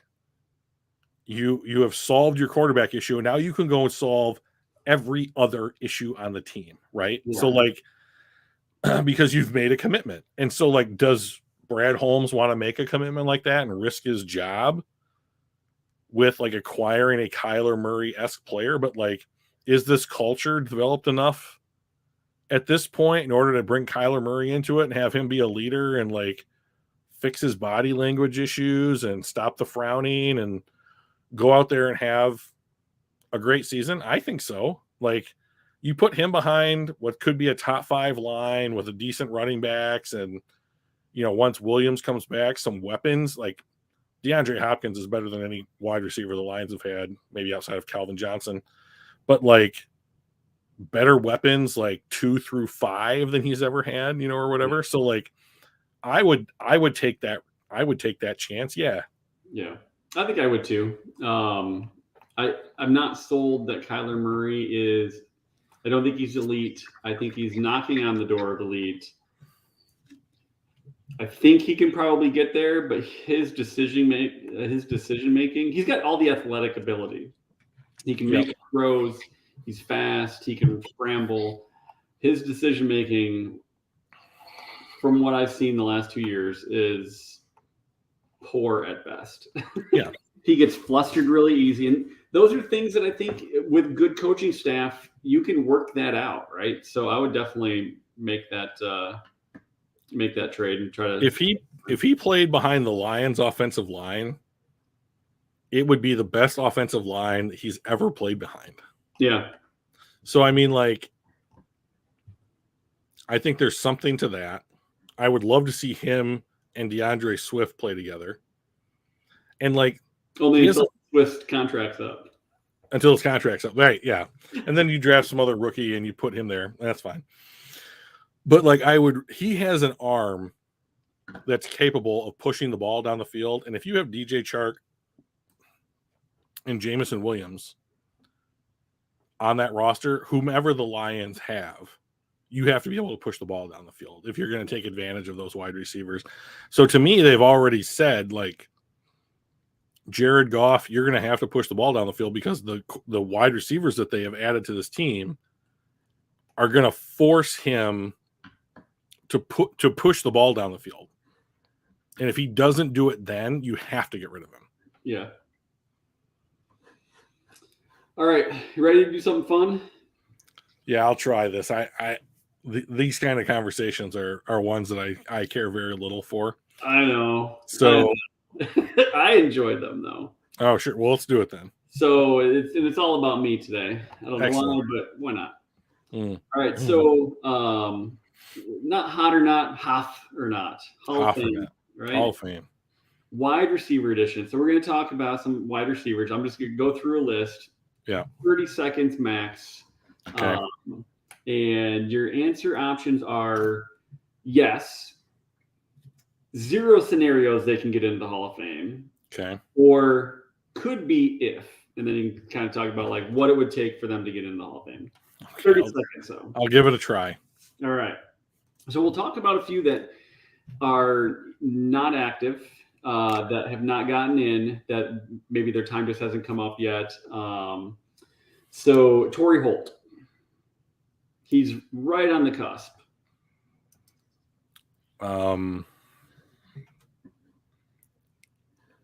I think he probably could be if there was a year where not a lot of other wide receivers were up for admittance. Like, my only issue with this is that, like, I don't know his stats comparable to what he was playing against when he was actively playing. Oh, you fixed that for me. I'm trying to, but this stupid ad will pop up. So this is Pro Football Reference's Hall of Fame monitor for wide receivers. So the bold ones are in the Hall of Fame. The not bold ones are not. So your average Hall of Famer has 104 Hall of Fame monitor points, I guess. Torrey Holt is above that. And I wish I could do more. This effing thing, I can't get rid of that. Oh, there it goes. All right, now I can go big or go home. You bastard. Go away. All right, well, it's not going to let me go. That's fine. So Marvin Harrison, Larry Fitzgerald, Terrell Owens, Steve Largent. Well, if Largent hasn't gotten in yet. No, so the bold ones are in. Oh. You can't see them very well because of the stupid ad. I can't. So Larry Fitzgerald, Tim Brown. Is the highest ranked, not yet in the Hall of Fame. He retired like a year ago, right? Yeah, he just hasn't had a chance to get in yet. So who's he up against? Probably. Yeah, who are those? Andre Johnson? No, he's been out for a few years. So I guess if it was you, Fitz, would you put him in? So, like, here's the thing. Like, he played on that, like, fastest show on turf team, right? No, not Fitzgerald. Torrey Holt. Torrey Holt. That's what I'm saying. So I think that team was probably one of the best, right? But like, I have a pretty high bar of entry for like any Hall of Fame discussion.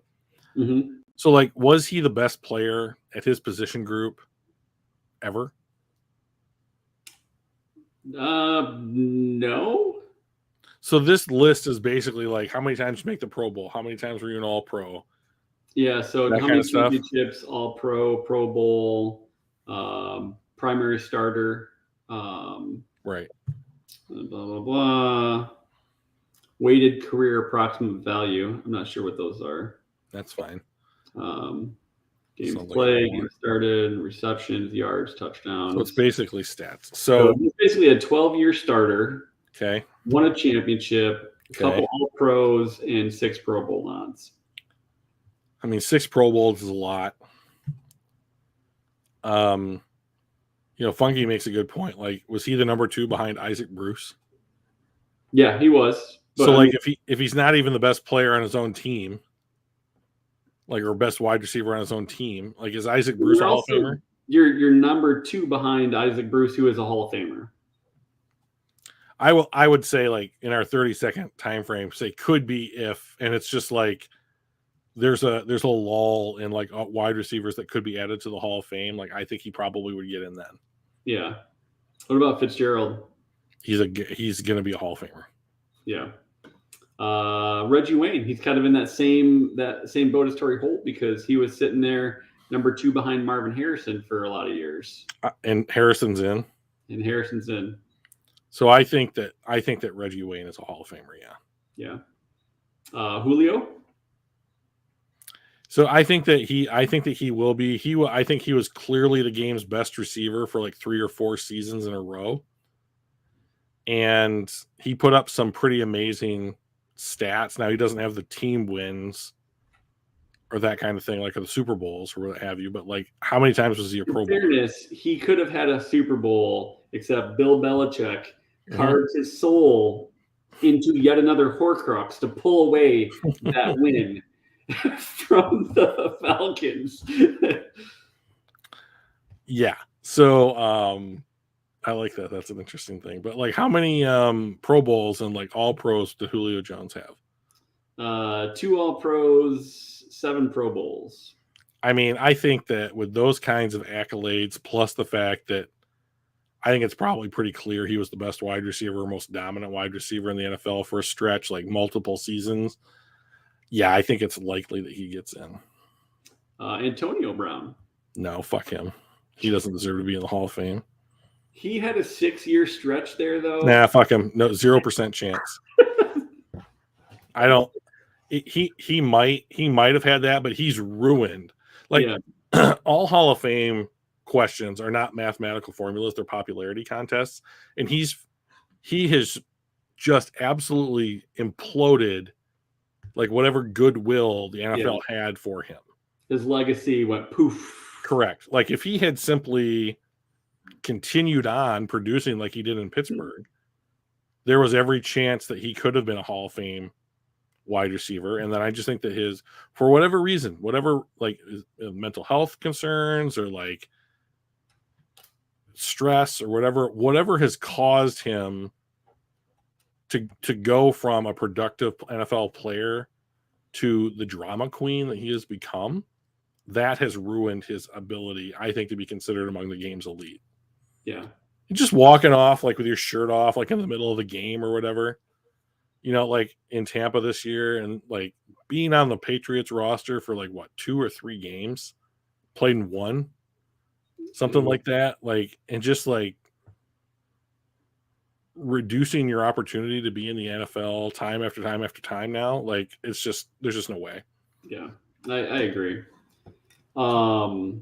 The only other one that I wanted to ask about, just because they're former Red Wing, former Detroit Lion. What about Anquan Boldin? I mean, he was a Lion at the end of his career, but Boldin had, he's got a championship. He has a couple All Pros or Pro Bowls. I don't think so. Like, to me, he's the. So like when I was in college, I went and played intramural basketball like 3-on-3, and there was like a team of like professors at the university, and it's like a D3 private school, right? Mm-hmm. And so like I'm ready, and like here I am. I'm 19 or some shit, like ready to go. Played basketball in high school, not well, but played. And here come these like 4 looking dudes that what you would see in like a bar, just like normal guys, nerds. And like I'm like, well, this will be a walk. And then those professors proceeded to beat my ass every time that I played them because they just were tricky, wily veterans that knew every single underhanded tactic to do, and like were just man strong when I was just like weight room strong or whatever. Yeah. And that's how Anquan Bolden was, I think, in the NFL. Just one of those like cagey, never wanted to play against him, couldn't really say why he was going to beat you. Then he went out there and did it anyways. Just not good enough to be a Hall of Famer, unfortunately. Like someone I absolutely would want on my team, though. Yeah. I mean, he is 13th in history in yards. Great. Right? I'm just saying. Yeah. But I agree. I think he's just outside. If it was all for good guys and good teammates and better than average, if it was the Hall of very good, I think he'd be in. Right. He had the one of the most absolute vicious get knocked the fuck out before you hit the ground moments in NFL history. He was like going for a pass and I think it was against the Jets when he played for the Bucks, wasn't it? I don't remember. I know what you're talking about. I just can't literally. Someone hit him with the crown of his helmet, and he was unconscious the minute that impact happened, then fell to the ground, and his hands went like this. When like unconscious people lay there, sometimes their hands get all like rigid or whatever. And I was just like, oh shit, like he is unconscious. Like the medical personnel should be running onto the field to make sure that he is okay. Like he is a tough dude, but like he's not a Hall of Famer. All right, so those are some of the non-active ones. So, the Pro Football Network had kind of a wide receiver list. They had Torrey Holt, Reggie Wayne, Julio, Fitz, and actually, they had Antonio Brown as a shoe-in for that. Clearly a Hall of Famer, but I don't like dealing with this whole thing. Yeah, that sounds like the kind of hardcore analysis that I'm going to base my Hall of Fame voting on. So, no, I disagree. So, these are other 10 worthy Hall of Famers that they feel worthy. Tyreek Hill. Yeah. He's still playing, obviously. Correct. What do you think? Yes. I think if he does what he did in Kansas City and Miami, there's every chance on earth that he gets in based upon like the Tyreek's value isn't necessarily like that he's going to be like rack up a bunch of stats, even though he's great. But like, it's the fact that he is so dynamic that you have to play him differently than other people at his position. And like, I believe that he is going into his 7th year and he's made 6 straight Pro Bowls. So, I mean, like, even though I don't really give a shit about the Pro Bowls, like an accolade personally doesn't carry much weight with me. Like, I think that the people who would be voting on whether or not he is worthy of going to the Hall of Fame would care about it. Yeah. God bless it. Stupid ads. It was good, and then an ad tries to pop up. I know. All right, let me It's not going to work out, Michael. All right, so let's take a look at we won't do a bunch of them, but we'll start from the top because these are the best right now. Yeah. Cooper Kupp. Not yet. Not yet. Could if he continues on the trajectory he's currently on for like 3 or 4 more years. Right on. Devontae Adams. Probably. Best wide receiver, best player at his position for a couple of years for sure. Widely considered to be dominant. If he does what he did in Green Bay and Oakland, probably a guarantee. Yeah, because then it's not, he had the benefit of having Rodgers throw to him. Right. Eliminating some of these narratives are just as helpful as producing positive ones. Yep. We talked about Tyreek Hill. Sounds like as long as he continues. Justin Jefferson. I mean, if he goes his rookie contract producing like at the level that he's been currently on, he might make the Hall of Fame at the end of his rookie contract. I don't know, man. Calvin was there for 9 years, I think. Okay, And Justin Jefferson is on, like, the pace that he is on can only be compared to Jerry Rice, I get that. who's the best wide receiver, hands down, bar none, in NFL history. Like, if that's who you're being compared against, like, and I'm high on Justin Jefferson. Like, I'm really high on Justin Jefferson, but like, Justin Jefferson is outproducing players in the NFL at his position group with a worse quarterback, and has done it at an elite status for 2 seasons. Like, if he does this one more year, I'm going to call him the best wide receiver in the NFL, hands down. So, like, to me, let's just say that he's like, let's use like the same Tyreek Hill 6 year, 6 Pro Bowl things. If he goes 6 years producing like he's producing his first 2 years, he can't keep him out. Yeah. He'll get in on stats alone. Yeah. And I think that's also where you'll find a guy like Matthew Stafford. I mean, even if he doesn't win another Super Bowl, the stats alone. If he wins one more Super Bowl, he'll get in. Oh, if he wins one more, I think it's going to be. I mean, it's almost never unanimous, but he'll very easily get in. Yeah. If he doesn't, then I think just the Super Bowl win and the stats alone get him in there. Well, you gotta at least, he's won a Super Bowl. You gotta at least talk about it.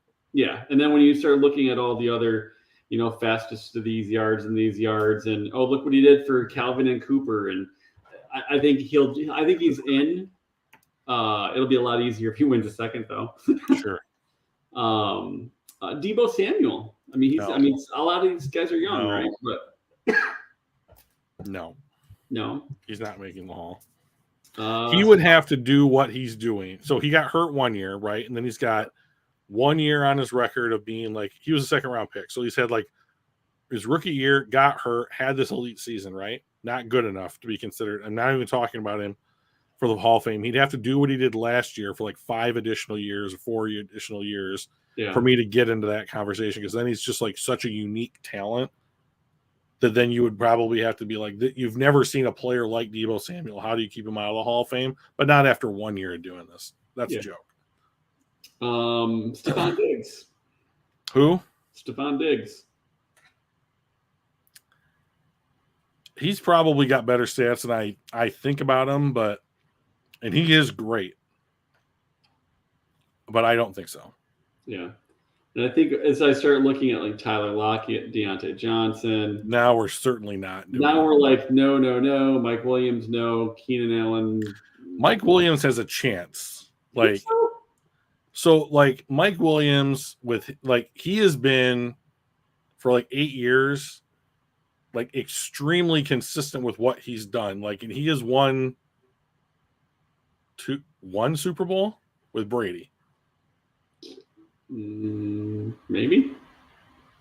So like, I would be surprised if he has less. Oh, no, I'm thinking the guy. Oh, you're thinking Mike Evans. Mike Evans. I'm like, not Mike Williams. Not Mike Williams. Sorry. No, that's on me. Keenan Allen, I don't think he's going to get there. No. CeeDee Lamb, way too young to know, obviously. Just looking at these guys, Mike Evans, maybe. Like, he has an outside shot. I mean, like, how many Pro Bowls does he have? It's got to be like 4, right? That's a great question. I don't know. Oh, you know what? Let's see. Evans. Apparently, he's not on this. Oh, there he is. 1 Super Bowl, 4 Pro Bowls, 8 years as starter. So, like, he's a Pro Bowler every other year. He's got a Super Bowl ring, and then he's got like 8 years of like 1,000+ yards or whatever. Like, there's a case to be made.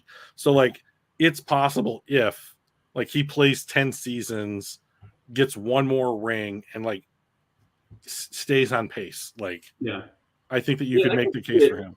I could see making a case for him at some point. He's got to keep going, and having another All-Pro or 2 would definitely help. Yeah. So, everybody else on here, I don't really see a lot of, Christian Kirk, maybe. Just kidding. Yeah, that's a joke.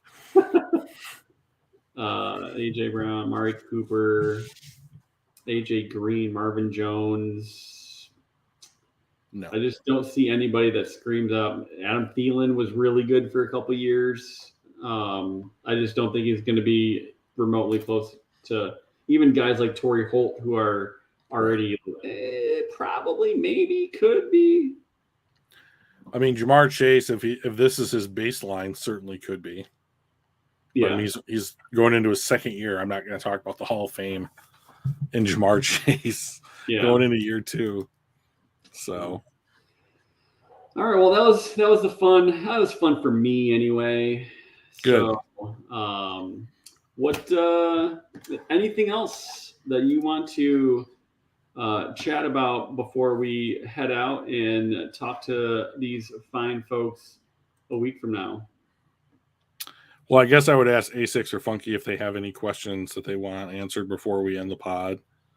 Or if there's anybody else in the chat that hasn't piped up, feel free to do so. But it's the off season. Like, all I care about, I don't care like what Jared Goff is doing without pads on. I don't give a shit. Same thing. Like, if the guys are showing up, working hard, great. That's what you want to hear. That's a baseline. But that's no different than like a pro day. Yeah. You know, like, all I care about right now is who's hurt, how are you getting better, when are you supposed to be back, get no additional people hurt. That's what I care about. And so, like, we'll eventually see who gets trimmed down as we do roster cuts. That'll be interesting. That might be worth a discussion because we're finally to the point with this roster where it's like, oh, Brady Breeze got cut. I didn't see that one coming. Like, I thought that he had potential or yada, yada. Like, that's going to give us a glimpse as to, like, what Brad Holmes values now, like, with the people that he's started to bring in. So I'm looking forward to that. Don't want anyone to get hurt until we're into the season, and then I still don't want them to get hurt. And then start talking about the draft again. Yeah. Because I think there's a lot more this team needs than what they currently have. And like they don't make a big splash in free agency so far into this regime. So it's all going to come from the draft, or the high majority of it. Yeah. I will say, on a completely unrelated topic, I happened to notice that Detroit Red Wings defenseman Moritz Seider, Rookie of the Year. Nice. He was just a stud. So super pumped to see that. Great. Congrats to Seider. Tip of the hat. Go Wings in that regard. Heck yeah. We had another guy that Lucas Raymond could have been nominated for Rookie of the Year as well. I mean, they got a couple good young guys. So that's fantastic. Yeah. But unfortunately, building a hockey team doesn't have the dynamicness of a 53-man roster like football does. So I did notice, Michael, that people are starting to do predictions on the 53-man roster. Maybe next week we could take a look at one or two of the predictions for the roster and discuss that. Yeah. We also talked about potentially talking about the accessibility issue. That's something I really, really want to talk about because I think it's something the good teams do and the bad teams don't. And yeah, we could do both maybe next week. Yeah. All right. Well, that is a wrap. We're gonna stream every Tuesday at 7:00. Yep. 7 Eastern. Yeah, Eastern Standard for all those Lions fans. For our worldwide community of listeners. It's true. I'm gonna try to get our German exchange student to get us going over in Germany as well. He's back home now. So I miss Max, right? Max, yep. I miss Max. He was cool. Yeah, good dude. So anyway, like, comment, subscribe, all of that. If you want to email us, casualgmpodcast@gmail.com. We'll get questions on the air, or if you have suggestions, we can potentially do some topics that you send our way. Excellent. Thanks, everybody in the chat. Thanks, Mike. All right, yeah, no problem. We'll talk to you guys later. Thanks, Funky. Bye. See ya.